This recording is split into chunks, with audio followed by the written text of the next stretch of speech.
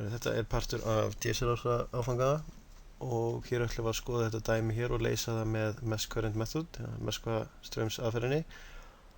Og við sjáum það að þetta mjög þægileg rás til að leysa með Moskva straumi. Við erum með 1, 2 og svo 3 hérna, svona glugga, og skulum bara koma okkur á stað í að leysa þetta dæmi. Og það til mjög þægileg kerfisbundin leið í að leysa Moskva dæmi, og við skulum láta þennan lista bara hérna í hornið, hafa hann til hliðsjónar. Og það fyrsta sem við þurfum að gera að greina í rauninni Moskvana sem við höfum í rásinni, og við höfum hérna 3 Moskva. Við höfum hérna Moskva 1, við höfum Moskva 2 hérna, og við höfum Moskva 3 hér. Þið sjáu að þetta eru í rauninni svona 3 gluggar sem við höfum, það er oft gott að hugsa þannig. 3. Og Moskva aðferðin gengur út á það að við ætlum að áætla strauminn. Við ætlum að gefa okkur bara einhverja straum, og við ætlum að segja einfallega bara að í þessum hérna glugga hér bara einhver x straumur sem við ætlum að kalla í þessu tilviki bara í A. Í þessum hérna Moskva líka einhver straumur sem fer þessa hringrás, og við ætlum að kalla hann í B. Og í seinasta Moskvanum okkar hér hérna einhver straumur sem kallast í C. Þannig að hérna erum við með Moskva 1, 2 og 3. Þannig að við erum búin að greina alla Moskva sem í þessari rás, og við skulum bara fara á það að skrifa út Moskva jöfnurnar. Og við skiptum penna hérna. Og við skulum byrja bara að skrifa fyrir Moskva 1. Og þið megið byrja hvað sem í rásinni, en þið minnir bara að þetta mjög svipað og bara þegar við notum Kirchhoffs-lögmálið, að spennulögmál Kirchhoffs, að við ætlum að bara byrja á einhverjum stað í rásinni, og við ætlum bara einfaldlega að rölta hérna hringinn og skrá niður öll spennuföll og spennugjafa. Og við sjáum hvernig hann snýr þessi spennugjafi, þannig að við erum með pluss og mínus á þessum stöðum, sömuleiðis hér, pluss og mínus, og við ætlum að halda okkur við hefðbundna straumsspennu, og það þýðir það að ef við ætlum að byrja hér, sem ég ætla að gera, að það fyrsta sem við sjáum þá 125, við sjáum í mínus 125 volt, og svo höldum við áfram, og við vitum ekkert spennuna, þannig að við getum einfaldlega sagt pluss einu sinni einhver straumur, það gefur okkur spennuna, og við vorum búin að ákveða hennar straum hér. Þetta þá í A. Svo komum við hérna niður, og ætlaðum ekki að gera þetta. Við veitum í A hérna. Svo komum við hérna niður, og þá erum við væntanlega með hennan EA líka, en takið eftir að hérna önnur Moskva-rás, og það einhver straumur að ganga upp hérna líka sem EC. Þannig að við segjum pluss 6 sinnum straumurinn okkar. Við erum að fara í þessa hérna leið, þannig að við ætlum að gefa okkur hann í pluss, við erum með EA, en það einhver straumur sem vinnur á mótunum hérna í Moskva 3 sem fer hérna upp, og það EC, þannig að við segjum mínus EC. Mismunurinn þarna raunverulegur straumurinn hér, og við höldum áfram og við segjum pluss 2 sinnum. Við erum með sama dæmi hér, hérna erum við að fara í þessa átt, við erum að labba í þessa átt, en það kemur hérna, við blöndust öðrum Moskva sem fer í þessa átt. Við erum með EA, og svo mínus þá straumurinn sem vinnur á móti sem fer í þessa átt, sem EB. Og allt þetta hérna á að vera saman sem 0. Og við skulum taka þessa jöfnu hérna og aðeins snirta hana til, gerum bara hérna S fyrir framan, simplified eitthvað, og við myndum þá fá út úr þessu, ef við tökum alla sameiginlega liði, mörgulli minni sviga og svo framvegis, 9 í A, mínus 2 í B og mínus 6 í C. takið eftir að við erum með mínus 125 og það engin sem sagt straumur eða neitt sem fylgir honum, þannig við ætlum að henda honum hérna yfir jafnaðarstrikið. Það verður bara þægilega á eftir þegar við förum að leysa út úr þessu. Og mínus 125 verður væntanlega 125 og þá erum við búin að finna jöfnuna fyrir Moskva 1. Við getum rauninni ekkert gert við hana því að við erum með 3 óþekktar stærðir og við höfum ekki hugmynd hvað neina af þessum óþekktar stærðum þannig að við þurfum að finna alla hina Moskvana og þá erum við komið með eitthvað samhengi á milli þessarar óþekktu stærðar sem við höfum. Þannig að við skulum skrifa upp næsta Moskva sem Moskvi 2. Það er þessi hérna Moskvi. Og ég ætla bara að byrja á einhverjum þægilegum stað, við skulum bara byrja hérna niðri. Og ég kem hingað upp og það fyrsta sem ég sé þá mínus 125 og ég kem hingað og ég fæ plus 2 sinnum einhver straumur. Hvað hann? Hann pottþétt þessi hér, EB, þegar ég er búinn að gefa mér hennan EB. Ég fæ EB, en það einhver straumur að vinna mótunum líka, þessi hér, EA, þannig við fáum mínus EA. Og svo kem ég hérna niður og þá ég komin með 12 að vinna á, þannig ég með plus 12 sinnum einhver straumur EB, ég ætla hann að pottþétt með EB og mínus aftur, það aftur einhver hérna að vinna móti, hann kemur upp á móti mér og það einhver straumur EC sem ég veit ekki hvað og ég held áfram eina leið, seinasta stopp fyrir að ég komi aftur á sama stað. Þá ég með 1 ohm sinnum einhver straumur, þannig ég með 1 sinnum einhver straumur í B. Af hverju í B? Jú, að því að ég gaf mér að þessi Moskvi hérna myndi innihalda einhver straum í B. Og allt þetta hérna væntanlega sama sem 0. Og við skulum gera nákvæmlega sama, við skulum taka saman liði og snirta þessa jöfnu aðeins.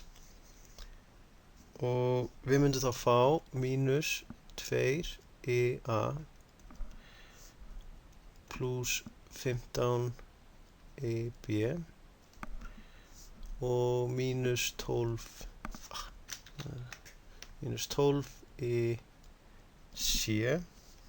og ég ætla að gera nákvæmlega sama, ég ætla að taka hann mínus 125 hérna og ég ætla að henda honum hérna hinum megin við jafnamerkið.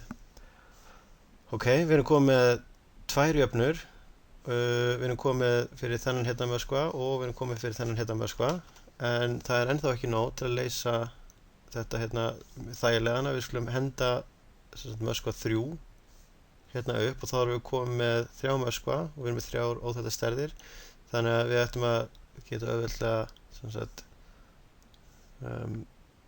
leyst út við þessar óþekktar stærðir þegar við erum með sambandið á milli allar þessara 3 Moskva. Og skulum láta hérna bara M3 og ég get byrjað hvar sem ég ætla bara að byrja hérna niðri og ég er búinn að ákveða mér einhverja straumstefnu hérna EC og við erum að nota hefðbundna straumstefnu, þannig að ég kem hérna upp og það þýðir að ég gef mér að ég er með plus 12 sinnum einhver straumur, það alveg pottþétt EC, þessi straumur hérna sem ég gaf mér að væri í þessu Moskva, en hérna einhver gaur að koma niður á móti mér í B, þannig að ég verð að segja mínus í B. Ég kem hingað upp og fæ plus 6 og aftur með EC strauminn sem ég veit ég pottþétt með, en hérna fæ ég straum á móti mér líka sem EA, þannig að ég dreg hann frá, ég vil fá hérna mismuninn eða raunverulega strauminn og ég kem hingað niður og mæti hérna á R6 sem 24 sinnum EC.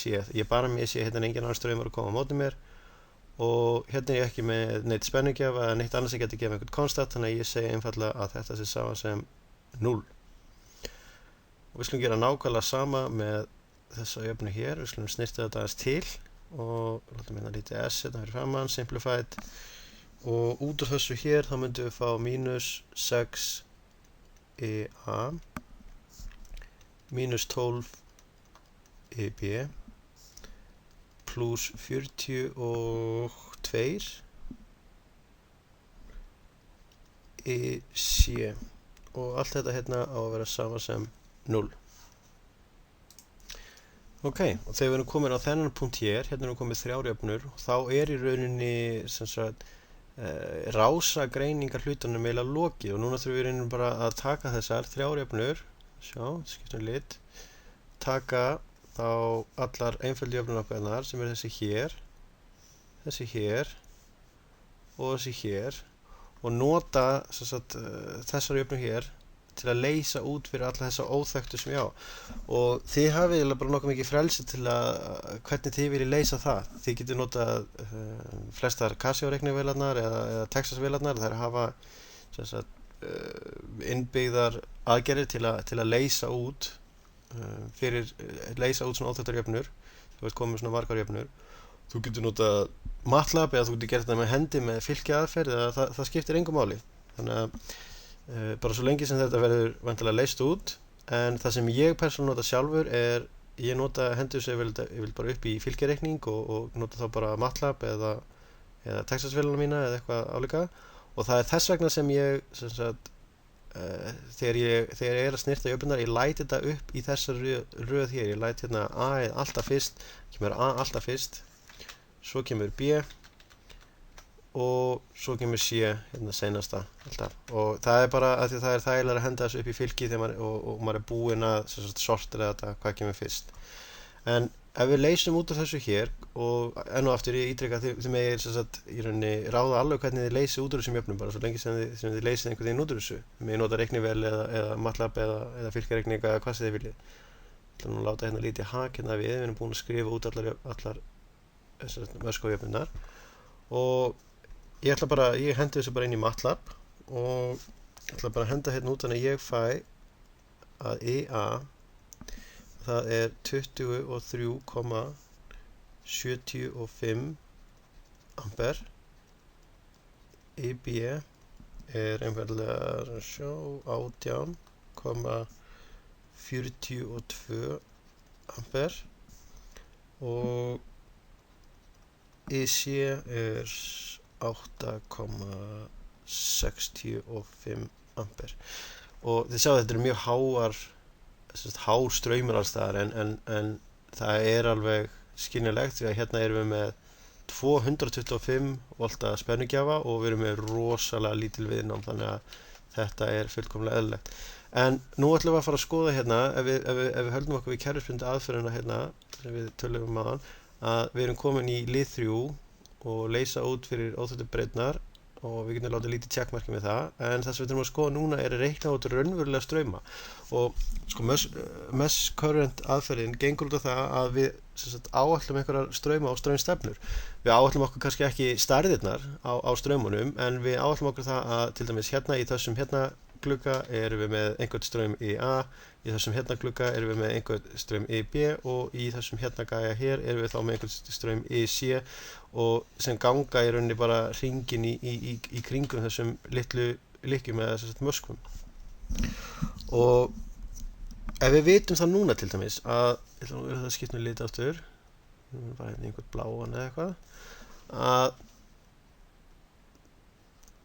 við vitum að EA þessi hérna straumur að hann 23,75 ampere og hvað þýðir það? Það þýðir að hérna eru 23,75 ampere sem þýðir það að þessi hérna gæi R1 þá væntanlega því að það ekkert að straumur rennur beint hann í gegnum það að við erum með I1 einfaldlega 23,75 ampere og sko I2 næst hvar I2? Hann hér og við vitum það pottet að við erum með IA hérna við vorum búin að gera ráð fyrir að IA færi allan hringinn hérna en munið líka við vorum hérna með einhvern gæja hérna móti IB sem sagt vinnur á mótornum þannig að I2 væri þá hlýtur að vera IA mínus IB og við vitum núna báða þessa strauma þannig að við getum sagt 23,75 mínus 18,42 ampere það náttúrulega ampere hérna aftan á hérna líka og þetta ætti að vera svo mikið sem þetta verður svo mikið sem, maður sjá, 5,33 cirka, sem þá straumurinn sem fer hérna í gegn. Þess að heildarstraumurinn eftir að hinn straumurinn er búinn að býta hans í hann, og við fáum I3. Hvar er I3? Hann er hérna, þessi hér, og hérna erum við bara með IB sem fer hérna í gegn, þannig að I3 er einfaldlega bara IB. I3 er saman sem IB, saman sem 18,42 ampere. I4, hvar er I4? Hann er hér. Það lítur þá að vera IA sem fer hérna niður, en við fáum líka IC á móti hérna upp sem vinnur á mótunum, þannig að við erum með IA mínus IC eða einfaldlega 23,75 mínus 8,65, og þetta verður svo mikið sem 15,1 ampere, og nú er það búið með plásum mitt hérna, ekki komið aðeins niður, jú, svona, og skulum fá hérna I5 sem er þessi hérna gæi, og við sjáum það að við erum með IC sem fyrir hérna upp, en svo erum við líka með annan hérna sem vinnur á mótunum, IB, og þá getum við einfaldlega sagt það er IC mínus IB, eða sjá, þetta er svo mikið sem 8,65 mínus 18,42, og þetta er þá mínus 9,77 ampere. Og svona þegar það er rétt að skima þessar tölur, þá virðist þetta alveg geta verið. Hérna erum við með 1 mínus sem er hérna á R5, en það getur alveg verið eðlilegt. Það er þá bara straumurinn sem kemur hérna á móti er mikið hærra heldur en IC, og við sjáum það út frá þessu hér, þá getum við fundið, við erum í rauninni búin að finna allt annað í rásinni, þannig að til að finna einstaka spennufall, þá myndum við vantilega bara margfalda strauminn sinnum viðnámi vantilega. Þannig að þessu dæmi er einfaldlega bara lokið, og við getum látið litla checkverðinu okkar hérna uppi.